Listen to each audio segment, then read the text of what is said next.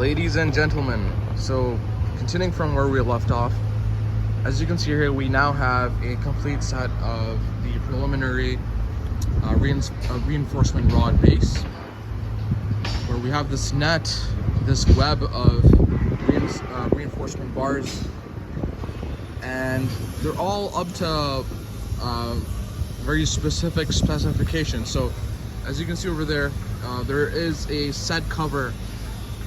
There is a distance from which there is a set gap between the board and where our reinforcement starts. The same can be said for from the ground up, right? So as you can see, you have these small blocks, right, and they're all a specific height, because the gap between the ground and the reinforcement is specific height, right? So that height is called a cover. So that cover is there at a specific number. So all of these reinforcement bars have been set on that specific height, right? Now, as you can see, as you may have seen in our previous video, we had specific coordinates on our foundation base.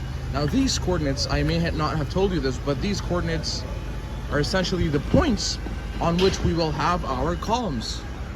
And as you can see, the points where we'll have our columns are the exact same locations where you have the most reinforcement, right? Because you need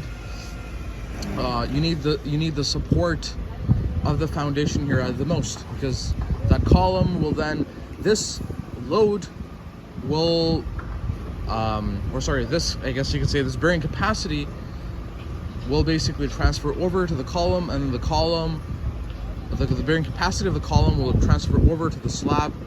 And so this point is essentially kind of taking the entire load of this column, which is taking the load of the slab that we will have at some point in time on the top, right? So these are the most concentrated points in this web of reinforcement bars, and because these will be the most load-bearing points in our foundation, right? So this is where you'll have the distribution of the forces at these specific points. So yeah, as you can see, we have our flyboard boundaries, right?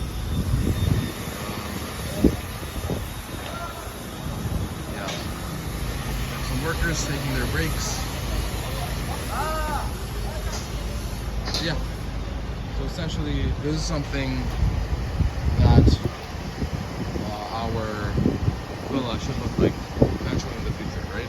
So this is where you have the most concentration of the reinforcement, and it essentially transfer up over to the column, and the column will take care of the load of the slab, as you can see over here.